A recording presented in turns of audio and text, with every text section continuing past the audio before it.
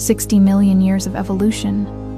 Fire, tools, language, civilizations, wars, revolutions, spaceflight, artificial intelligence. What about the next 60 million years?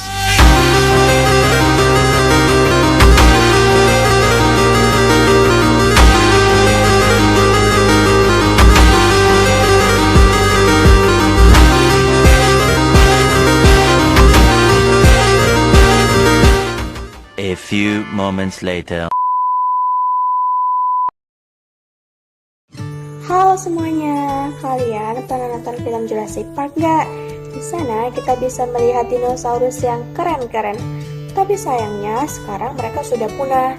Nah, kepunahan itu adalah salah satu contoh dari seleksi alam. Jadi sebenarnya evolusi itu adalah proses perubahan makhluk hidup yang terjadi pelan-pelan dan membutuhkan waktu yang sangat lama. Konsepnya sederhana, semua makhluk hidup sekarang itu punya nenek moyang yang sama di masa lalu. Tapi karena kondisi lingkungan yang berbeda-beda, mereka mengalami mutasi dan seleksi alam, sampai jadi beragam spesies seperti sekarang. Nah, kalian tahu kan apa itu pengertian dari evolusi? Teori evolusi itu ada apa aja sih? Yang pertama, ada teori abiogenesis. Yang kedua, ada teori biogenesis. Yang ketiga, ada evolusi kimia. Yang keempat, ada teori sebelum Darwin. Yang kelima, ada teori Laplace. Lalu yang terakhir, ada teori Darwin. Nah, kalian belum tahu kan? Ya udah, ayo sini kita belajar. Membahas teori abiogenesis, hidup dari benda yang mati. Nah, sebelum membahas teorinya, kita harus tahu dulu nih asal-usul kehidupan. Dulu ada yang namanya teori abiogenesis atau generatio spontane. Teori ini bilang kalau makhluk hidup itu bisa muncul secara tiba-tiba atau secara spontan dari benda yang mati. Tokohnya ada Aristoteles yang bilang kalau ikan itu muncul dari lumpur. Terus ada Needham yang melihat mikroorganisme muncul dari air kaldu yang didiamkan. Bahkan, Anthony van Leeuwenhoek juga setuju teori ini setelah melihat protozoa muncul dari air rendaman jerami pakai mikroskopnya. Tapi teori tadi dipatahkan sama teori biogenesis yang bilang kalau makhluk hidup ya berasal dari makhluk hidup juga. Ada 3 pahlawan di sini. Francisco Redi dengan eksperimen daging daun toplesnya, Lazaro Spallanzani dengan air kaldunya, dan yang paling keren Louis Pasteur.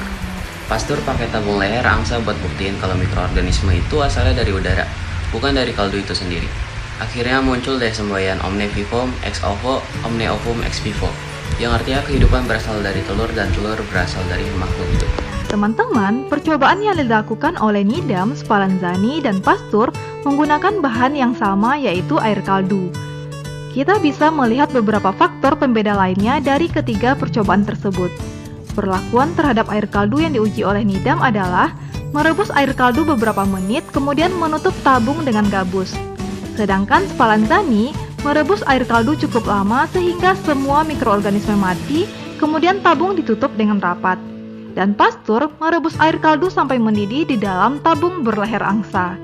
Hasilnya, pada percobaan yang dilakukan Needham tumbuh mikroorganisme, sedangkan pada percobaan yang dilakukan Spallanzani dan Pasteur tidak tumbuh mikroorganisme. Hal ini karena Needham tidak merebus air kaldu cukup lama, sehingga tidak semua mikroorganisme terbunuh. Nah, selanjutnya itu ada teori evolusi kimia atau subpurba. Terus gimana nih ceritanya senyawa kimia bisa jadi makhluk hidup? Nah, ini dijelasin di teori evolusi kimia. Ilmuwan kayak Oparin bilang kalau dulu bumi penuh gas metana, amonia, dan juga uap air yang bereaksi membentuk subprimordial di lautan. Teori ini dibuktikan sama Stanley Miller dan Harold Urey di laboratorium. Mereka simulasiin kilatan petir dan gas-gas purba. Ternyata beneran muncul asam amino yang merupakan bahan dasar pembentuk daripada kehidupan. Selanjutnya adalah teori sebelum Darwin, bencana dan lapisan bumi. Sebelum Darwin terkenal, ada beberapa teori lain yang sempat hits. Ada kataropisme dari George Cooper yang bilang kalau perubahan spesies itu terjadi karena bencana alam. Terus ada James Hutton, gradualismenya yang bilang kalau perubahan geologis itu pelan tapi pasti. Dan Charles Ley yang bilang kalau pola perubahan di bumi itu selalu seragam dan sama dari dulu sampai sekarang. Sini saya akan menjelaskan teori evolusi lambat. Sekarang kita masuk ke teori yang sering dibanding-bandingkan nih. Lamarck. Inti pemikiran Lamarck itu ada di konsep Push-Bear-Induce. Katanya kalau suatu organ yang sering dipakai, organ itu bakal semakin sempurna. Tapi kalau nggak dipakai bakal menyusut atau rudimen.